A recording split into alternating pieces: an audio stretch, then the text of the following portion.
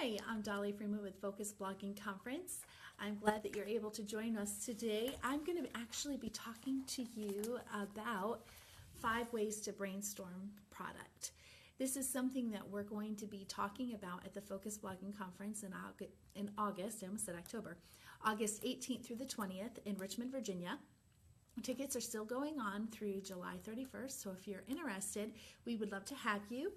And I'm going to go ahead and start with one of my favorite ways to brainstorm, and that's actually looking through Amazon.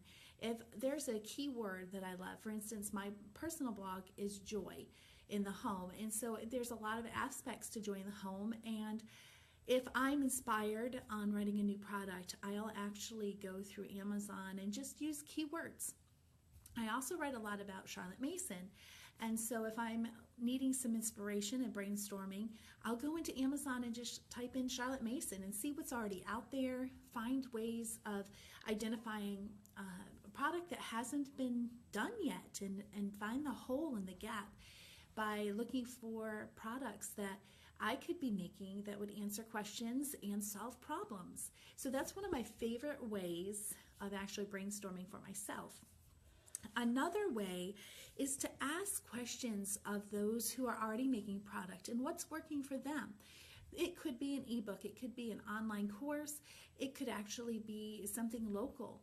And they have lots of ideas, so just talking to your peers and those that are outside of your niche and getting an idea of what's working for them would be a really good way for you to identify those options that you may have that's already working, and to try to implement and come in some ideas with brainstorming of solving problems, as well as identifying the things that your readers are wanting from you personally. A third way is actually, this one is a little more detailed. So I like to actually see what other people are actually doing, even without talking to them.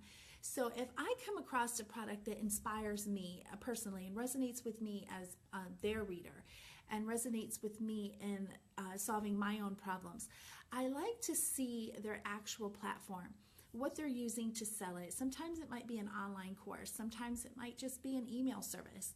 Sometimes it could actually be using Amazon Creative Space to provide products, paper products for books, rather than just ordering or just offering ebooks for people.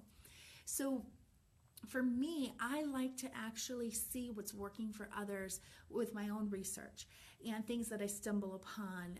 With Facebook offering so many sponsored content, it's amazing what kind of just falls through my Facebook feed without me having to go search for it.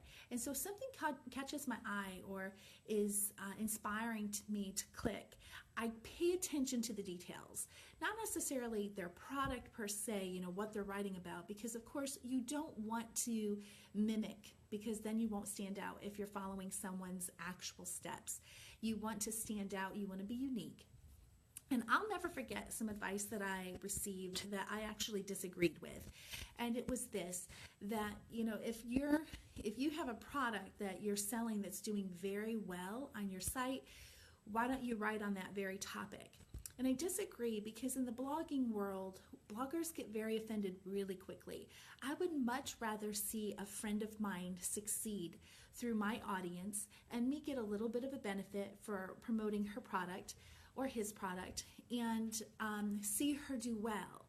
If I see that the particular product was on preschooling, so if I see that my readers love a preschool product, then I can stay within that niche of preschool and write on it, but don't write on that particular topic, because then I'm offering a second topic to my readers, and even being able to go to that blogger friend of mine that I promote her product and say, hey, would you like to cross-promote mine, since your product's doing so well on my site?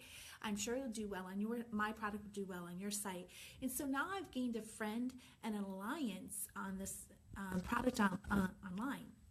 So rather than become her competitor and write on that topic, I am now securing 2 options. So just looking at the actual niche in which it's written and come up with a different solution different problem that I'm providing a solution for and creating a product that way. So definitely, if you have a product that's doing very well on your site that you're an affiliate for, that's a great opportunity for you to sit back and brainstorm and say, this niche is very, very popular on my site. What can I create within this niche that would be unique, that would have my own voice in it, and that would provide value to my readers? So that's a way that I would really recommend, and just trod carefully to make sure that you're not being a copycat and that you're being very careful to protect other people's work and not step on their toes. And this is the fifth way that you can brainstorm for products for yourself. And that is looking at your top post on your website of all times. If you're writing in a particular niche or even about a particular topic, I would recommend that be something that you contemplate on writing products for. A perfect example from my site is Charlotte Mason topics. When I started writing about Charlotte Mason, I was amazed to see how well those posts were doing. That led me into actually offering Charlotte Mason consulting, which meant I'd have to be on the phone with my clients once a month. And although it was a good resource for profits and being able to help my readers, it took a lot of time away from my family, and I wasn't sure if that was quite the right fit for me at that time, because I had a little one that required so much of my attention. And so because of that, I was able to identify the top questions in my consulting time with my clients, and then I went ahead and wrote a book that explained those key questions. And I was able to write that book in just a couple weeks because I'm very passionate about the Charlotte Mason method, and I was able to write on it very easily and provide a great resource for my readers. That book is a very good seller for me.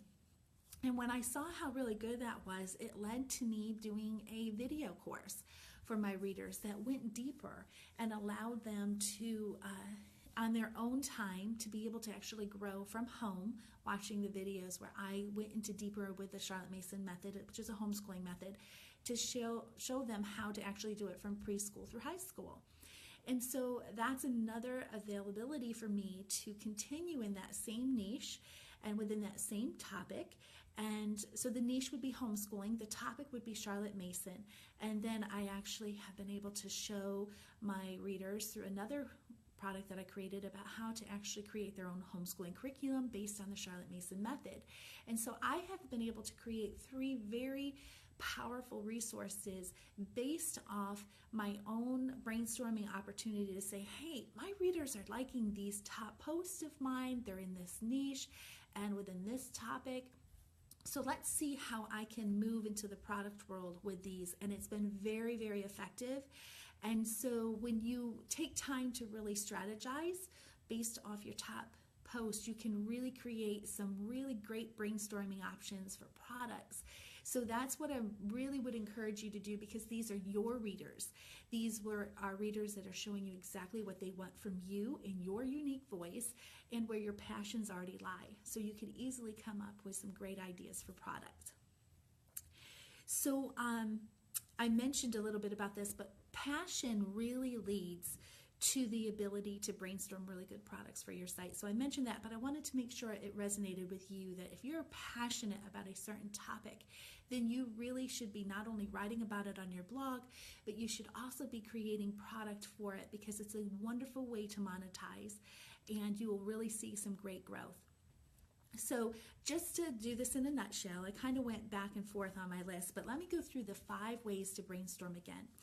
Number 1, browse Amazon for keywords that you currently are writing on and see if you can get any inspiration from what you're finding on there already.